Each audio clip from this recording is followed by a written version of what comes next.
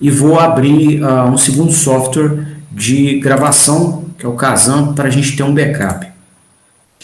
Eu gostaria de dar sequência hoje com o nosso projeto de sintonia dos compensadores utilizados no controlador por realimentação de estados. Esse assunto tem sido tratado nas nossas últimas aulas, e a gente mostrou nessas aulas que a gente está buscando calcular, né, os valores dos ganhos dos compensadores. São 3 ganhos, o BA, o KA e o KIA, para que o sistema consiga operar segundo algumas métricas de qualidade. Essas métricas de qualidade foram pontuadas aqui no início do estudo, né, elas são destacadas aqui, são 3 métricas de qualidade, né? Então o sistema tem que conseguir rastrear a trajetória, rejeitar a carga e ter robustez no sentido de controle. A gente explicou o conceito de cada uma dessas métricas de qualidade, né? O que quer dizer cada uma delas, e nós fizemos, né, o projeto de sintonia dos compensadores para atender a primeira métrica de qualidade, que é o rastreamento de trajetória. Né? Então, esse foi até o assunto da aula de ontem, né? E nesses 3 quadrinhos que a gente está mostrando aqui em azul, aqui no canto direito, a gente chegou em expressões que permitem calcular os ganhos dos compensadores, que garantem ao sistema a capacidade de rastrear trajetórias. Quer dizer, rastrear a trajetória quer dizer o quê? Que se a gente colocar um sinal de comando na entrada do sistema, um comando de trajetória mecânica, igual esse θ de referência aqui, nós observaremos na ponta de eixo da máquina um sinal de trajetória mecânica, por exemplo, uma posição com a mesma amplitude do sinal comandado pelo cliente. Então, isso que quer dizer o rastreamento de trajetória. O sistema rastreia, ele consegue seguir a trajetória. Você impõe uma trajetória aqui na entrada, no mundo de sinais, e você vai ver essa trajetória sendo executada no eixo da máquina, no mundo de potência. Né? Bom, eu queria refinar esse critério com vocês hoje, né? Ontem a gente estudou ele amplamente, e esse refinamento se justifica pelo seguinte: nós garantimos, né, valores para os ganhos dos compensadores que levam a amplitudes dos sinais de comando iguais às amplitudes dos sinais de trajetória na saída do sistema. Então, os sinais de entrada e saída têm a mesma amplitude, né? E se a gente entende esses sinais como uma soma de cossenos, né, nós definiremos essas cossenoides por amplitude, frequência e defasamento angular. Então, os sinais de entrada e saída, as cossenoides, né, de entrada e saída, terão as mesmas amplitudes e as mesmas frequências. Porém, nada foi garantido quanto ao defasamento angular. Tá? Então, colocando em desenho isso que eu acabei de dizer, para que eu possa me fazer mais claro, o que vai acontecer? A gente vai pegar aqui, na entrada do sistema,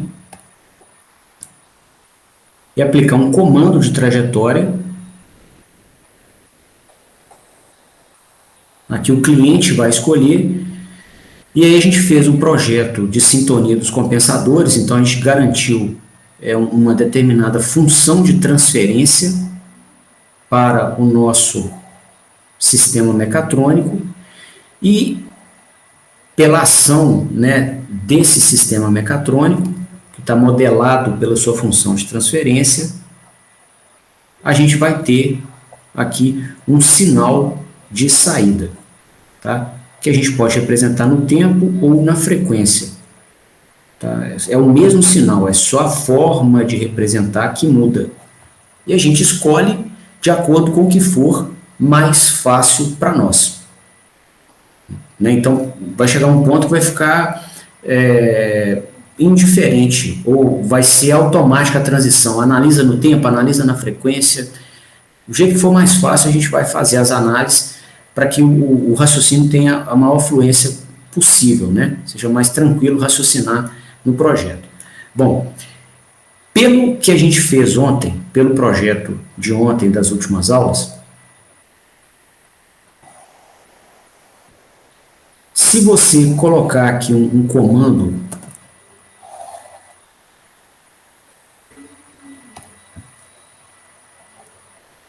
por representar no tempo, digamos que a gente coloque um sinal que seja uma cossenoide ou que contenha essa cossenoide no seu conteúdo espectral.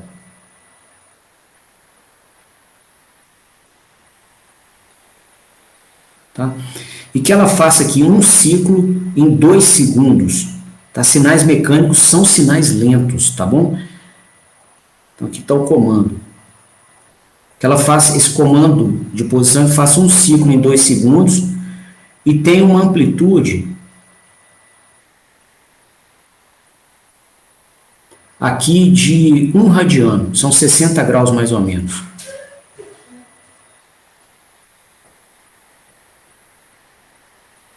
A amplitude é o valor de pico do sinal. Tá? E que o defasamento angular dele seja de 20 graus. Tá? Então, ele demora 20 graus aqui, né, 20 graus equivalentes dessa cossenoide para se atingir o valor de pico. Tá bom? Esses 20 graus equivalentes correspondem a quê? Se um ciclo tem 2 segundos e um ciclo corresponde a 360 graus, né, 20 graus é 1/18 de 360 graus. Então, quer dizer que ele vai atingir o valor de pico em 1/18 de 2 segundos. Tá? Então, alguma coisa aqui em torno de, sei lá, 125 milissegundos. Tá bom? Então, essa aqui é a interpretação desse ângulo de defasamento. E aí a gente pode definir essa cossenoide com esses 3 parâmetros. Amplitude, frequência, que é o inverso do período, a informação da frequência vai sair daqui, e defasamento angular. Né? Podemos, então, dizer que o nosso comando de posição vai ser um sinal de amplitude 1 radiano, é cossenoidal, tem uma frequência que é o inverso do período, aqui, se o período é de 2 segundos, 1/2 dá meio, então a frequência é meio Hz, e um defasamento angular de 20 graus, né? O pico da cossenoide ocorre 20 graus equivalentes após um instante inicial. Tá? Uma senoide que não é defasada, o valor de pico dela já acontece no instante zero. Ok? Então, esse seria o nosso sinal de comando. Né? Esse sinal no domínio da frequência seria obtido se a gente fizesse aquela integral da transformada de Laplace nesse sinal aqui do domínio do tempo, e ao processar esta conta, né, aqui da transformada de Laplace, na frequência S igual a J 2π vezes meio, ou seja, se a gente avaliasse o sinal de comando de posição na frequência que ele ocorre, o resultado ia ser um número complexo, cujo módulo é igual à amplitude da cossenoide e cujo ângulo é igual ao defasamento angular dela. Tá? Bom, nós fizemos um projeto de um sistema mecatrônico com os elementos de potência, que nós não detalhamos ainda, e com um controlador que teve a sua estrutura, a sua lei de controle e os seus compensadores devidamente ajustados para garantir que esse comando do cliente vai aparecer na saída, tá? com a mesma amplitude e a mesma frequência, né? Só que não há nenhuma garantia de que eles vão ter o mesmo defasamento. Então, a gente vai olhar aqui, ó, o sinal de saída, digamos que a gente desenhe ele aqui em azul, e a gente pode ter uma coisa assim, ó.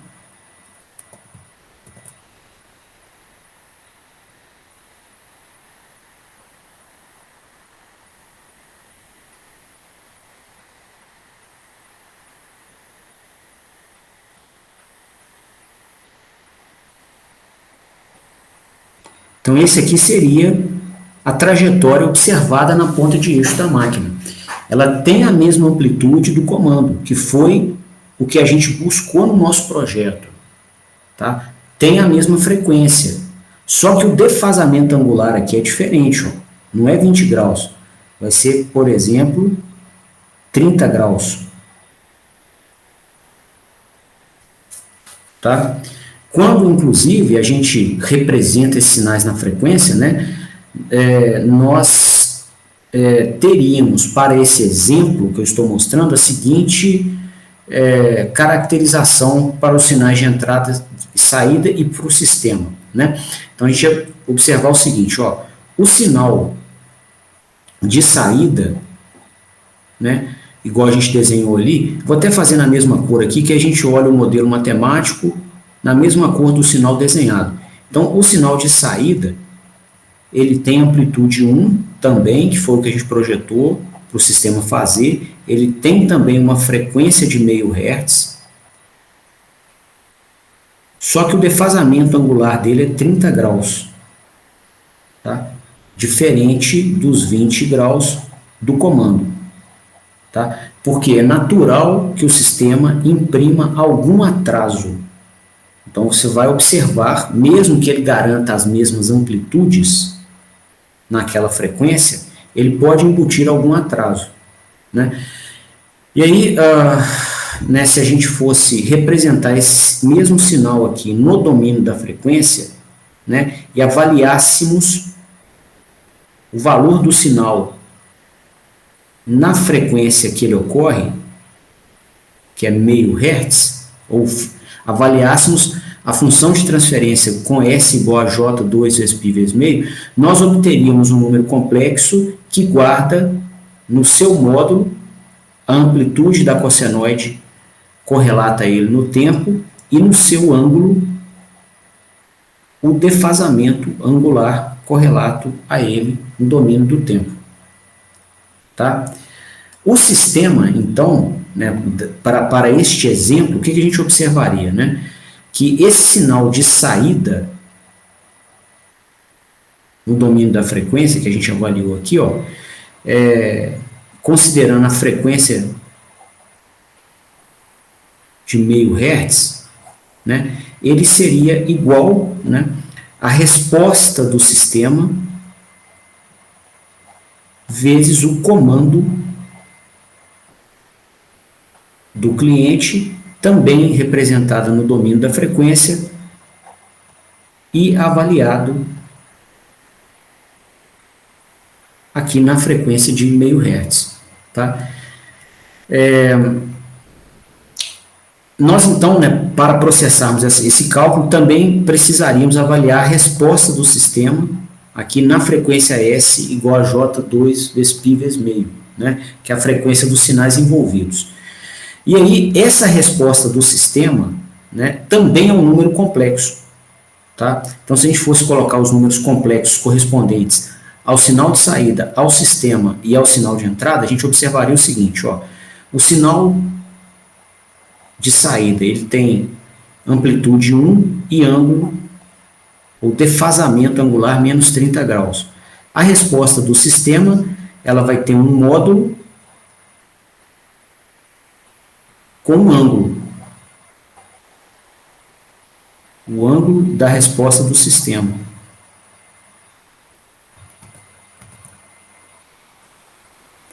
E o comando do cliente tem um módulo 1 radiano e o ângulo menos 20 graus. Tá? Então, nesta expressão aqui, com números complexos, a gente observaria o seguinte: para que ela fosse atendida, né,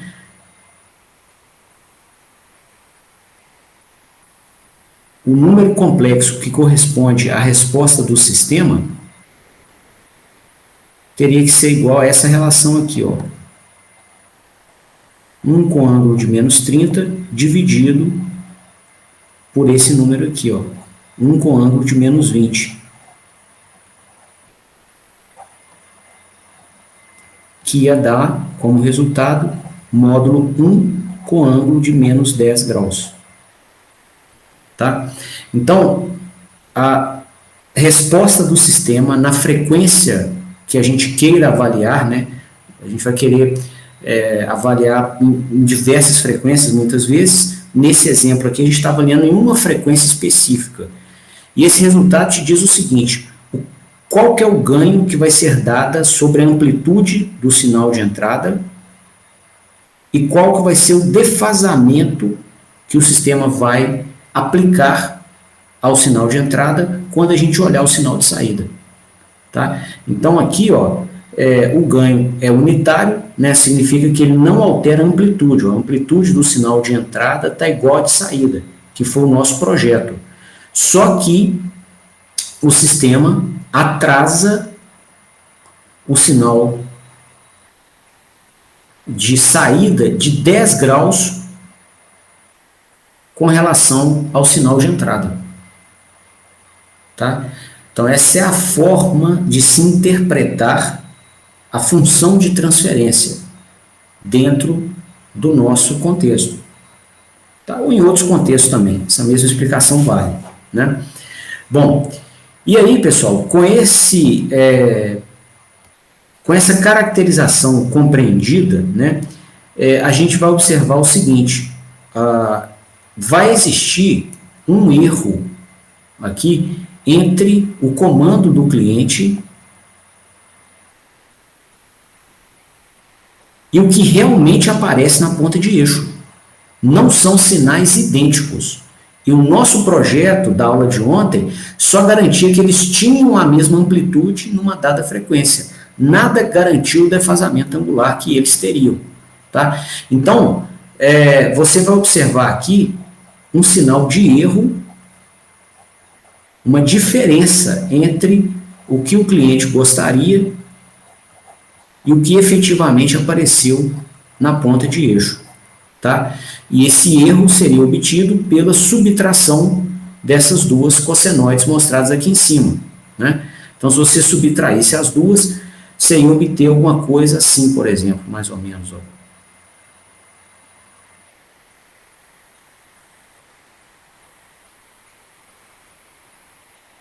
Tá sem escala. Vou fazer um sinal melhorzinho aqui.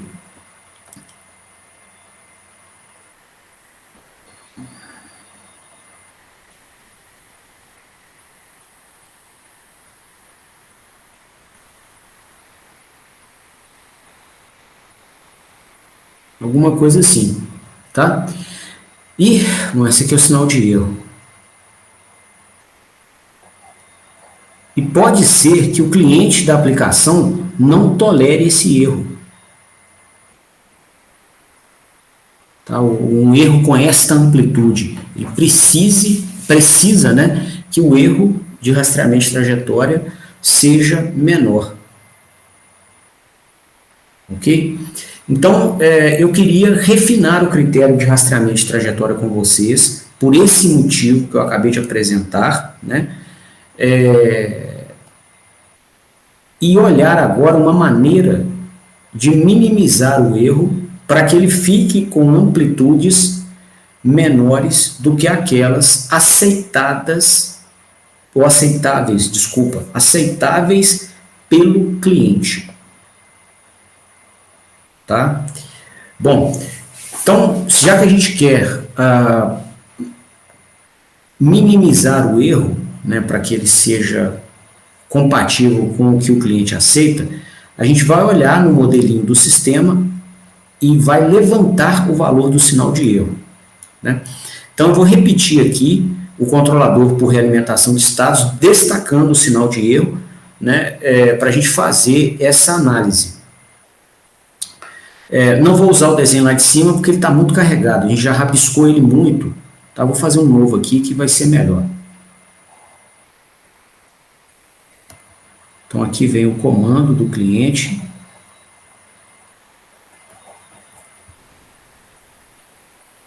Esse comando vai ser comparado com o sinal que efetivamente aparece, que realmente aparece na ponta de eixo, né? E aqui nós vamos ter o erro de posição, que é o sinal que a gente está olhando agora. Aí esse erro é aplicado aqui aos 3 compensadores, né? O KA, aqui ele é integrado e o resultado dessa integração é aplicado ao KIA.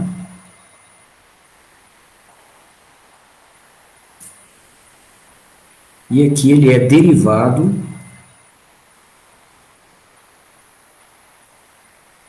e o resultado dessa derivação aplicado ao compensador BA.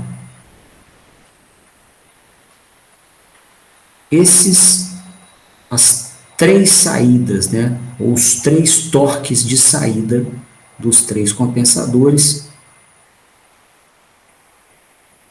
são somados e a gente produz o comando total de torque eletromagnético. E aí a gente vai ter uma estrutura de regulação de torque, né, compreendida por um controlador de torque, um inversor de frequência, a máquina elétrica, né, todo mundo encapsulado nesse bloco aqui de ganho unitário, que vai garantir que na ponta de eixo da máquina a gente tenha o nosso torque sintetizado, né, tal qual foi comandado aqui na saída dos controladores. E aí a gente tem a dinâmica do eixo mecânico, onde a somatória dos torques vai dar o torque de aceleração, divide o torque de aceleração pelo momento de inércia, a gente tem a aceleração angular, integra a aceleração angular, a gente sintetiza aqui o sinal de velocidade angular, integra o sinal de velocidade angular, a gente tem um comando de posição. Tá? E aí a gente vai realimentar esse comando de posição no início da malha para fechar a malha. Então essa aqui é a nossa estrutura, né, o sistema que a gente está trabalhando. E a gente considerou aqui também o atrito de elementos viscosos, né, de mancais e rolamentos.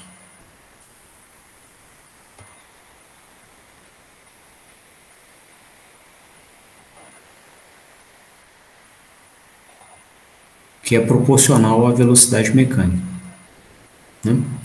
Bom, então, com o sistema representado, né, a gente gostaria, então, de caracterizar o sinal de erro, né, e encontrar valores para os compensadores que garantam, além do rastreamento de trajetória, que eles garantam também um erro pequeno, um erro aceitável, segundo os critérios do cliente da aplicação. Tá? Bom, para isso então, pessoal, o que a gente observa aqui? Ó? O sinal de erro de posição, ele é dado pela subtração entre o comando do cliente menos a posição real do eixo. Né? A posição real do eixo, por sua vez, né, igual a gente... melhor me explicando, né, para aproveitar modelagens que a gente já fez, a posição do eixo vai ser dada pela função de transferência vezes o sinal de entrada, que é o próprio comando do cliente. Tá? Então, colocando esse comando do cliente aqui em evidência, né, a gente pode caracterizar o erro no domínio da frequência como sendo o comando vezes 1 menos a função de transferência do sistema, né? Bom, essa função de transferência que aparece aqui foi a que nós levantamos nas últimas duas aulas para fazer o projeto de rastreamento de trajetória, o projeto de sintonia para rastreamento de trajetória. É essa aqui, ó, né? Eu vou repetir lá embaixo, essa aqui está muito, já está muito poluída, né? A gente escreveu bastante nela, então eu vou pegar e vou repeti-la lá embaixo, tá?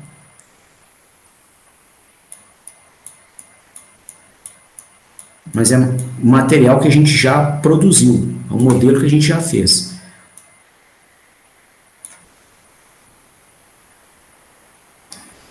Então o erro vai ser isso aqui, ó. Tudo aqui está no domínio da frequência, nessa expressão, né?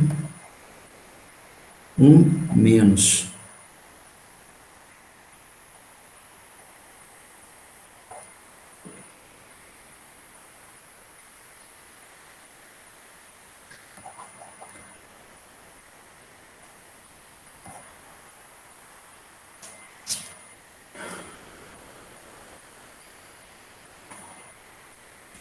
Só conferir aqui o BA vezes S, se a gente colocou, a gente modelou lá em cima.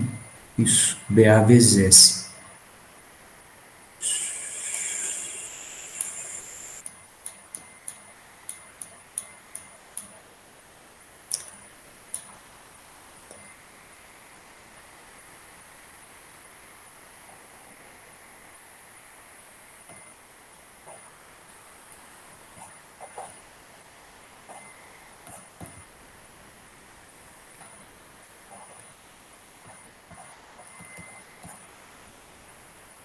Ok? Então agora eu vou colocar esse denominador aqui comum aos dois termos, né? E a gente vai obter o seguinte, ó. O erro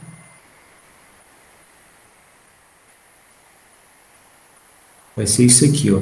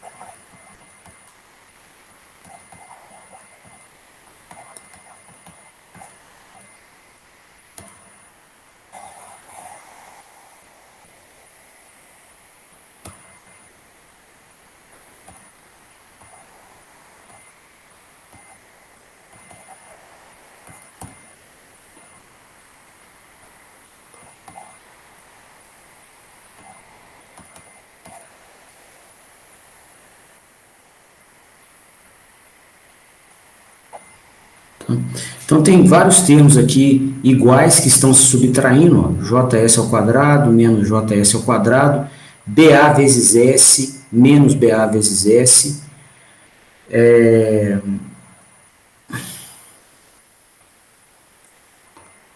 KA, opa, peraí,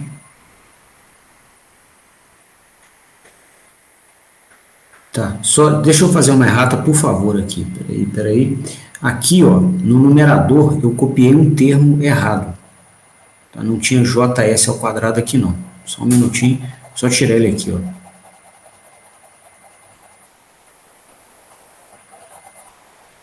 Deixa eu olhar na função de transferência lá em cima. O numerador só tinha essas três parcelas aqui, ó. BA vezes S, KA e KIA sobre S. Ó. Aqui, ó. Só essas três parcelas no numerador. BA vezes S, KA e KIA sobre S. Tá? Então, deixa eu corrigir lá embaixo. É uma errata que a gente faz rapidinho. Tá?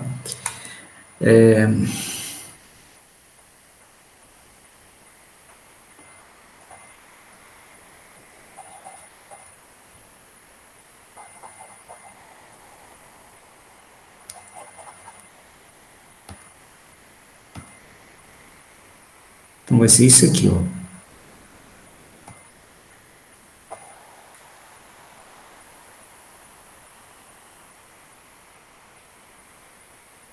tá? E aí os termos comuns, se eu colocar esse sinal de menos ali mais próximo, para ficar mais fácil da gente rastrear o cálculo, são esses aqui, ó. Então você tem BA vezes S menos BA vezes S, KA menos KA, KIA sobre S menos KIA sobre S, né?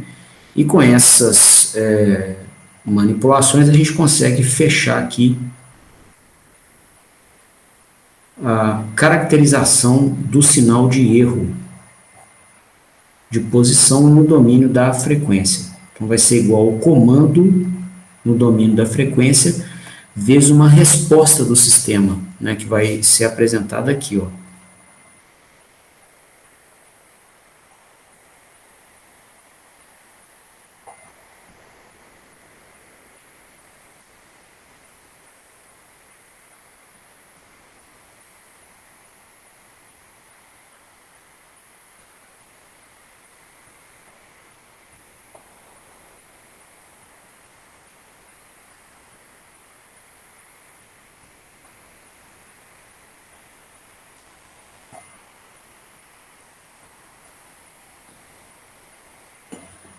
Ok?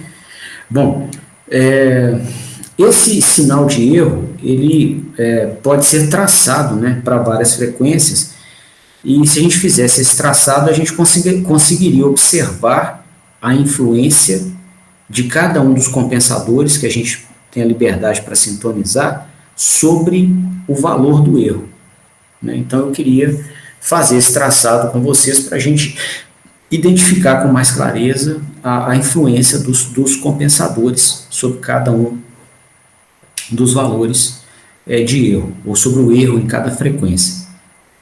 Bom, para isso, né, eu sugiro que a gente utilize a estratégia de ontem, né, que é pautada em se observar qual o compensador que domina o comportamento do sistema em cada faixa de frequências, né? Então, a gente vai ver que, igual nós mostramos ontem, em baixas frequências, quem domina o comportamento é o KIA.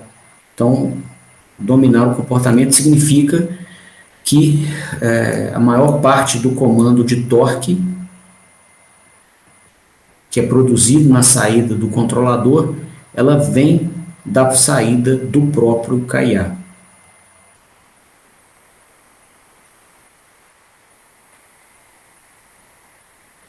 Tá? Em médias frequências, né, a gente vai aumentando o valor de S aqui, ele está no denominador do KIA sobre S, então a saída do KIA sobre S vai ficando menor quando a gente aumenta a frequência. E aí vai chegar uma faixa de frequências, que a gente chamou de médias frequências, que quem domina vai ser o KA. Né? E se a gente continuar aumentando a frequência, vai chegar um ponto que esse termo, né, BA vezes S, onde S tem a frequência, né, é 2 vezes π vezes a frequência. Então, se você cresce a frequência, você cresce o S e a saída desse compensador passa a dominar o comportamento dinâmico. E se a gente aumentar muito S em altíssimas frequências, né, quem vai dominar o comportamento dinâmico é a própria inércia rotacional do sistema. Né? Então, isso a gente explicou ontem, né, com detalhes, e eu gostaria de usar disso hoje. Tá? Então, em baixas, até um passo antes da gente começar, né, essa caracterização é boa porque você pode simplificar o modelo do sistema de acordo com a faixa de frequência que você queira analisar. Né? Então, por exemplo, em baixas frequências,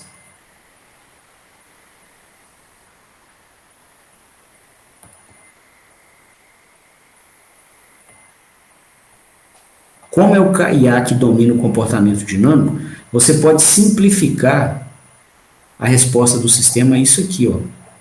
Um erro de posição vai ser igual ao valor do comando vezes isso aqui, ó.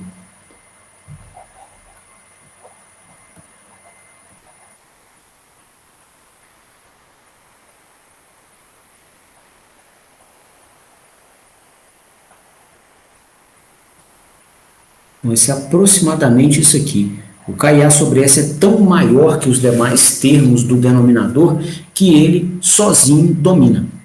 Tá? Então, você pode promover essa simplificação no modelo do sistema sem inferir, né, ou sem resultar em erros muito grandes. A simplificação é boa. Tá? E aí, pessoal, para também ajudar nas análises, né, matemáticas, para não ter uma matemática muito complicada, a gente vai olhar de novo para o sistema físico que a gente conhece, e nele a gente vai reconhecer que esse termo, B, que caracteriza o atrito de rolamentos e mancais imposto ao eixo, ele é muito baixinho. Tá? Então, para simplificar as análises, sem perder qualidade física nos resultados, a gente vai aproximar esse termo a zero. Tá? E com isso, então, a gente vai observar em baixas frequências que o comportamento do sistema vai ser dado pelo valor do comando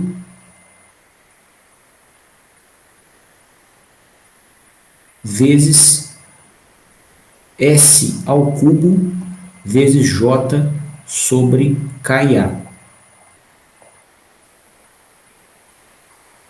Ok? Então, em baixas frequências, a gente vai ter esse comportamento aqui. Né? Então, se você precisar diminuir o erro nessa faixa de frequências, você pode aumentar o KIA, que está aqui no denominador. Tá? Bom, vamos então olhar na próxima faixa de frequências, né? Em médias frequências.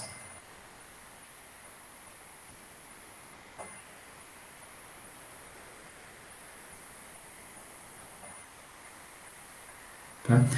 Então, em médias frequências, como nós comentamos, quem domina é o Ka. Então, a gente pode aproximar a função de transferência do erro a essa expressão aqui, ó. Vai ser igual ao comando de posição que aparece aqui, vezes a função de transferência do erro. Né? Aqui no numerador, como a gente comentou há pouco, quem vai dominar é o JS ao quadrado, é o único termo, né, com valores mais expressivos, e o denominador, ele vai ter o valor Ka. Tá? Então, essa vai ser a função de erro em médias frequências. Também, se nós precisarmos reduzir os erros de rastreamento nessa faixa de frequências, nós temos a liberdade de aumentar o Ka. Tá? É um recurso que a gente tem no nosso sistema de controle. Em altas frequências, vamos ver o que acontece.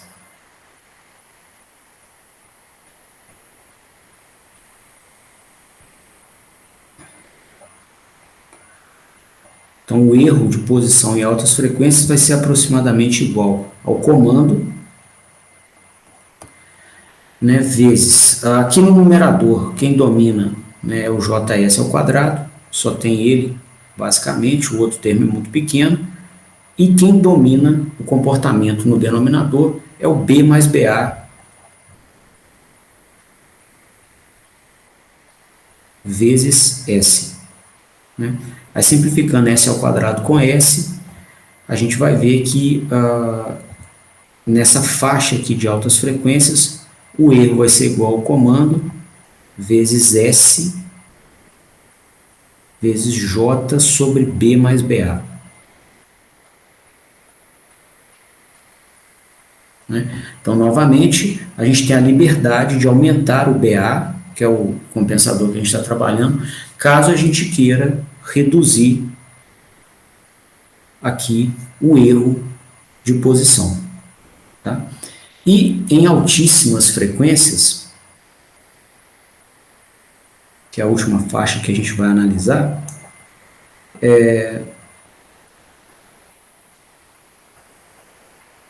a própria inércia do sistema filtra qualquer ação de controle que a gente promova. Tá? Então, o erro vai ficar alto. A gente espera isso. Né? E aí, olhando o modelo, nós teremos essa confirmação. Ó. Então, aqui em altíssimas frequências, você pode aproximar o modelo ao que é o comando de posição vezes a função de transferência. O numerador dela né, vai ser dominado por JS ao quadrado, e o denominador também. Então, isso aqui dá 1. O que significa que o erro de posição é igual ao próprio comando. Uai, se o erro de posição é igual ao próprio comando, significa que o eixo não está se movendo, né? Então, complementando aqui, ó, o erro de posição é a própria subtração entre o comando do cliente menos a posição que o eixo realmente possui, tá? Então, se esse erro é igual a esse comando, significa que o eixo não está se movendo, tá? Ele tem amplitude zero, que é o que acontece, com um sinal de alta frequência em um sistema muito grande, com muita inércia, tá? Ele simplesmente não responde, tá? A amplitude dele vai ser quase que zero, o eixo vai ficar só, você olha assim, está querendo se mover, mas não efetivamente não se move, tá? Então, com isso, pessoal, a gente pode fazer um traçado do sinal do erro no domínio da frequência para poder nos ajudar a concluir o projeto de sintonia dos compensadores.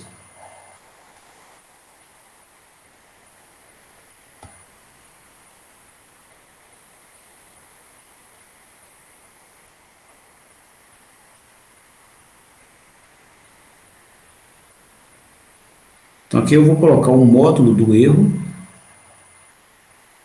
avaliado aqui no domínio da frequência, e aqui embaixo, no eixo das abscissas, né, está o valor da frequência, né, na variável S de Laplace.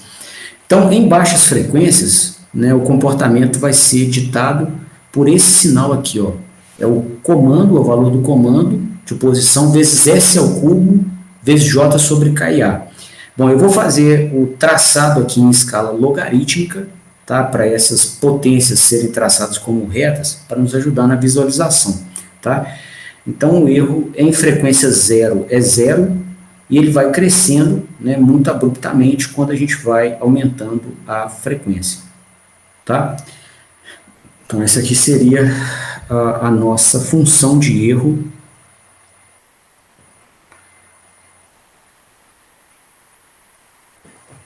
em baixas frequências. Comando vezes S ao cubo vezes J sobre KA. Tá? Então, o erro vai ter esse comportamento aqui. Em médias frequências, o erro vai ser modelado por essa expressão que a gente desenvolveu, né? E nela a gente observa que o erro varia com o quadrado da frequência, não mais com o cubo, igual acontecia anteriormente. Então, você vai ter uma variação do erro menos brusca com o aumento da frequência, alguma coisa assim. Tá?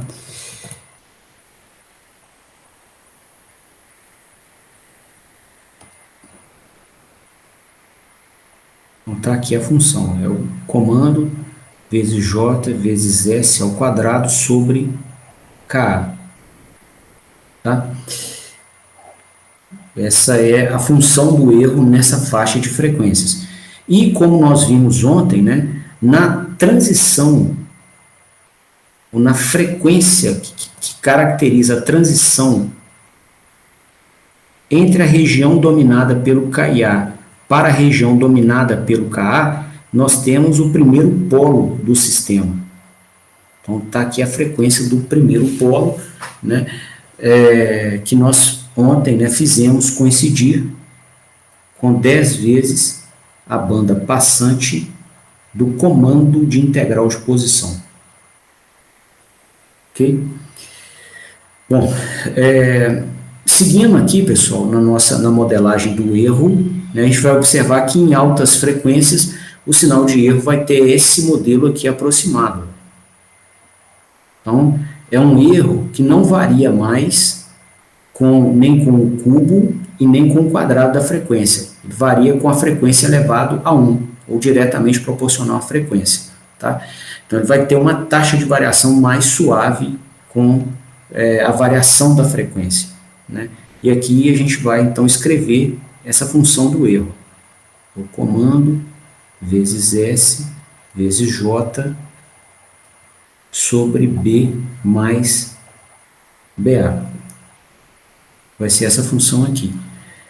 E na interface, né, entre a região de dominância do KA para a região de dominância do BA, a gente vai ter a frequência do segundo polo do sistema, que a gente mostrou ontem, que vai ser igual a 10 vezes a banda passante do comando de posição. E por último, a gente vai ter aqui o erro em altíssimas frequências, que é unitário.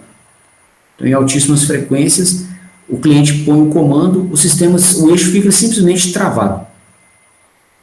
Então, em altíssimas frequências, o erro é igual ao próprio comando do cliente. Tá aqui, ó. E, como nós vimos ontem, né, na transição de altas frequências para altíssimas frequências, a gente tem a frequência do terceiro polo, que foi alocado em 10 vezes a banda passante do comando de velocidade. Ok? Então, esse aqui, pessoal, é o nosso sinal de erro. Tá? É a caracterização do sinal de erro na frequência. Ela é feita, essa caracterização é feita depois que a gente já tem o BA, o KA e o KIA calculados. Tá? Então, o projeto que nós estamos fazendo, ele tem um fluxo, né? E nesse momento que nós estamos nesse fluxo, nós já temos valores para o KA, para o KIA e para o BA, né? Que nasceram aqui do projeto acima. Tá aqui, ó, o BA, o KA e o KIA. Tá? Então, não são incógnitas mais, já são valores calculados que levariam, então, a esse sinal de erro que a gente mostrou aqui. Tá bom? E aí, a gente pode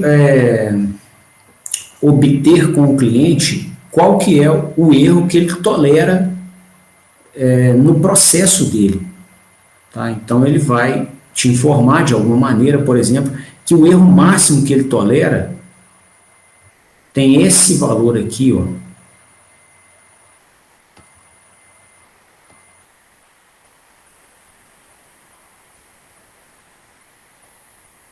E que esse erro máximo ocorre, por exemplo, nessa frequência.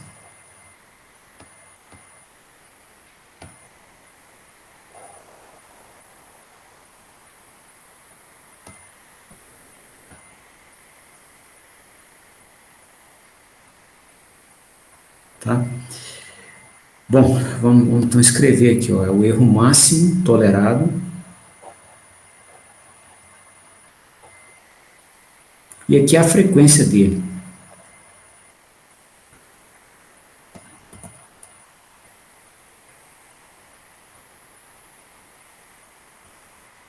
Frequência do erro máximo.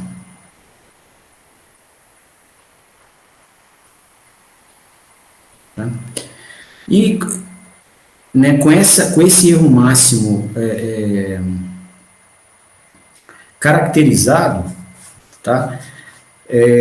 A gente pode olhar o seguinte, ó, digamos que esse é o erro máximo que o cliente suporta, igual a gente falou, deixa eu marcar aqui no gráfico o valor dele.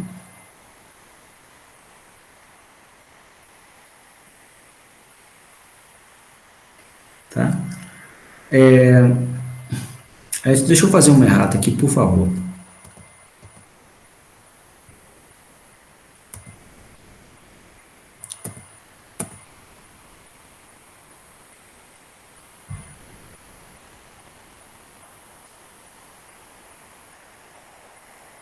Vou marcar de novo aqui o erro máximo.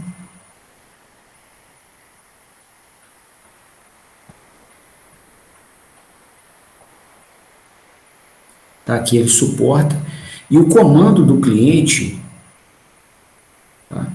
Ele pode em alguns cenários de operação, ser imposto nessa frequência aqui, ó, frequência S de operação.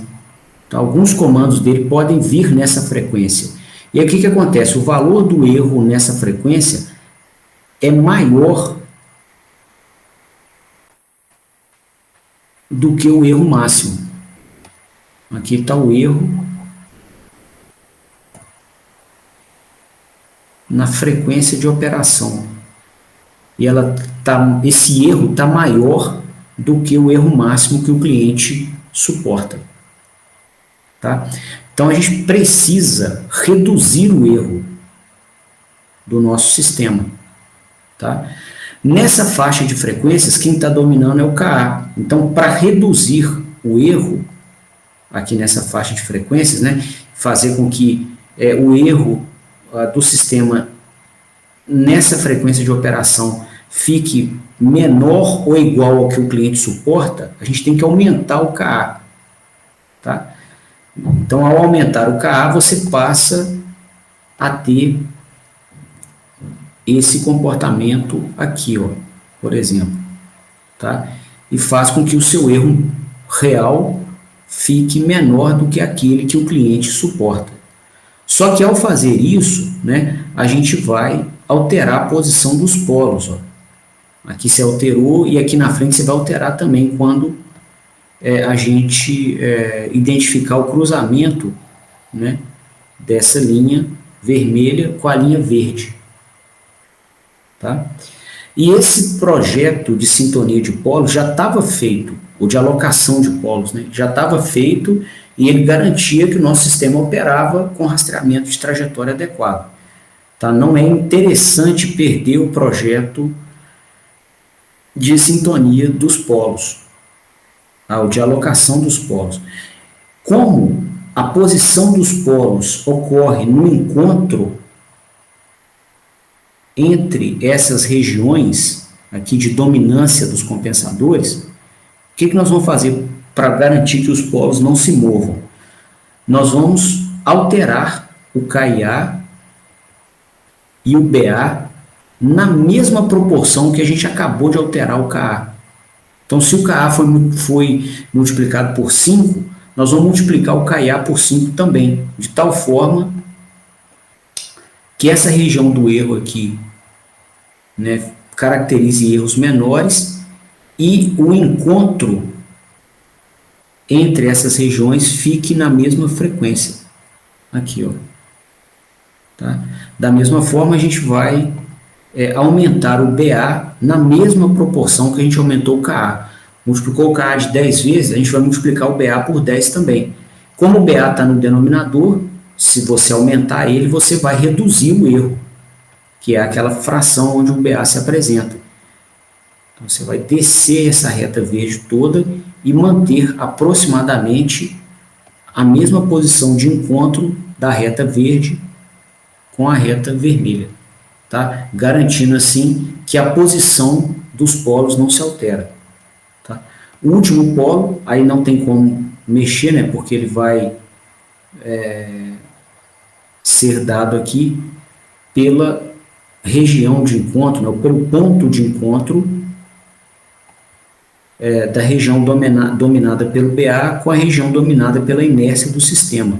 E você não tem o que fazer com a inércia do sistema. Esse é o momento de inércia do conjunto mecânico. A gente não tem como alterar. Tá? Então, não tem o que fazer. A gente vai crescer a posição do terceiro polo, que não é necessariamente um problema. O sistema só vai ficar um pouco mais rápido, tá? Mas você não vai ter nenhuma diminuição na qualidade do controle por isso. Tá? Convém conferir, claro, se não ficou instável. Né? Se o valor de S dos polos não ficou com a parte real positiva. Tá? Muitas das vezes não vai ficar, caso fique, ajusta de novo. Ok? Então, bom, esse era um recado que eu queria passar hoje, e com essa nova rodada do projeto, a gente sai com os novos valores para KA, BA e KIA. ok? Então a gente vai refinar os valores deles. E com esse refinamento, a gente não perde o rastreamento de trajetória que a gente projetou ontem, tá? Então continua rastreando trajetória do mesmo jeito, tá? Você vai colocar um comando de uma determinada amplitude na entrada, que é o vermelho, você vai ver esse comando com a mesma amplitude na saída. Só que a gente está diminuindo o erro, que é o sinal verde aqui, ó, com esse refinamento. Tá? Então a gente vai diminuir a amplitude do erro naquela frequência. Potencialmente porque a gente vai diminuir até o defasamento angular do sistema aqui. Tá? Bom, pessoal, o meu recado hoje era esse.